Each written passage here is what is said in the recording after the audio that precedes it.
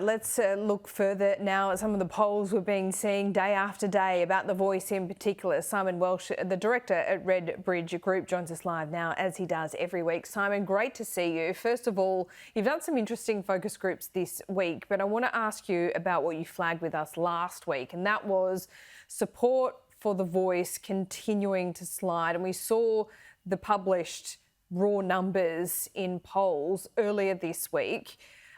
Is there any update on that? Is it salvageable for the Yes camp?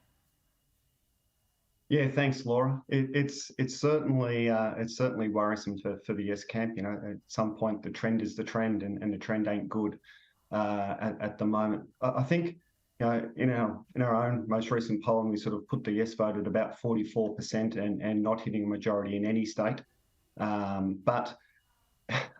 That's kind of bad enough, I suppose, but even more worrisome for us in terms of that capacity to turn it around is a couple of sort of little devils in the detail on that. And one is that within the yes vote is softer than the no vote. So when we ask people sort of how certain are you of voting a certain way, you know, it's around nearly 40%, 30, I think it's about 37% of people that are voting no are staunchly no, versus only about 21% in the yes vote is a staunch yes vote. So that yes vote is softer.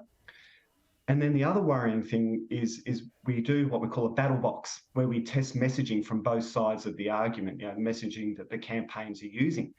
When we do that, the yes vote goes down. It dropped to about 41% from the 44% prior to treatment with those messaging. So wow. These things are sort of painting this picture of dramatic re-engineering of the Yes campaign is needed if it's going to get up. And look, they've got time, they've got money, but if they just throw money with the messaging they've got, it's not going to work. It's a re-engineering problem, and it's, you know, trying to rebuild the plane as it's flying sort of things, because we are rapidly approaching the time that folk are talking about this referendum taking place. Yeah, it looks like it's going to be October 14. That hasn't been confirmed by the Prime Minister, but when you look at the available dates, that looks to be the best one before you get into the wet season in November and after the major football codes hold their grand finals. So look, keep an eye on October 14. But what you're saying, Simon, is kind of counterintuitive to what the Yes camp are telling me, and that is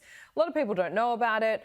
Once you have a referendum date, it focuses the mind, people will get more information. But you're saying that what you have found is that as people get more information, they're more inclined to vote no. That's right.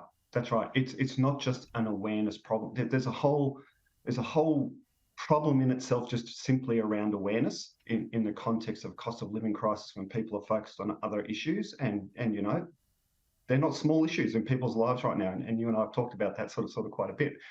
But absolutely, if they keep promulgating the messaging that they're using at the moment, the messaging that we've tested in this survey, it doesn't compete well with the messaging that the No campaigner are putting out there. So it's dramatic changes needed on the messaging front, as well as just dealing with that simple awareness challenge in the context of a cost of living crisis. Yeah, right. So the quiet bit out loud in some quarters has been if the no vote gets up, well, essentially that will do damage to the Prime Minister himself and the Labor Party for the way they've conducted this amid a cost of living crisis. Are you finding that? Are people blaming Anthony Albanese already, or is that to come?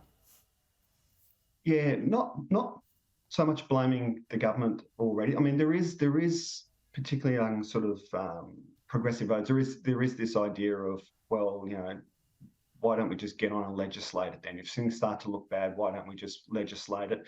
We can come back to a referendum at another date. So, but I think historically, what's interesting there is, you know, you look back.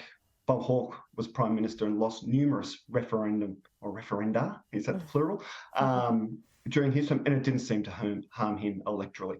I think the bigger electoral risk in this is in the position that the Liberals have taken, and being so staunchly no, with those higher educated, middle income, you know, those pathway seats, talking about Teal seats, but also those Labor pathway seats. They've picked up like your Bennelongs and your Higgins and those sorts of things. That no position, even though people might be soft on their vote support for the referendum, the staunchly no position that the Liberals have taken doesn't do them any favour in those particular seats. And it's a very precise sort of political geography problem for them. But they're the seats that they kind of need to win back if they're going to get into government. Yes, they can go hunting seats in the outer suburbs, in the mortgage belts, but that probably doesn't get them enough. They still need to win back some of those once Liberal heartland seats. And the position they've taken there makes it very difficult for them. What else have you found in the focus groups this week? You've spoken a little bit about the cost of living, and there's not some great news for the corporates, for their reputation and what people want in terms of taxing more. Yeah, that's right. It's funny, sometimes in qualitative research, you just find an idea just sort of starts to gain currency in the focus group. So what we've seen probably over about the last 6 weeks is this idea that we need to really preserve government services at the moment. More Australians are looking towards public services, whether it's health or education, than they were prior to COVID, prior to the cost of living crisis, because they can no longer afford to access to private services. And I'm talking here about middle Australia. I'm not talking about sort of, lefty kind of progressive inner city types. I'm talking middle Australia, middle suburbs Australians are now talking about we really need to be taxing corporates more. We know we need to preserve these government services. We don't have the capacity to pay anymore. We know governments are in financial strife. We get that. And so their solution to the problems they come up with unprompted in focus groups is we need to really be looking at the way in which we tax corporate profits in this country. And there's no sense of sort of big businesses being a contributing part of sort of the Australian sort of social fabric. And what I mean by that is they don't see sort of big business as part of their in-group.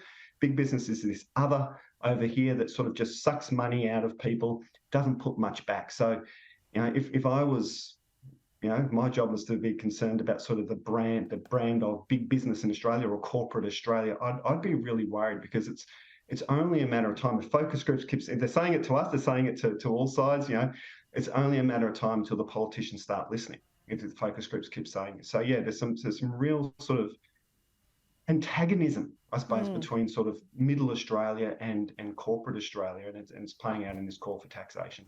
Fascinating, Simon. Great to talk to you as always. We'll see you next week. Thanks, Laura.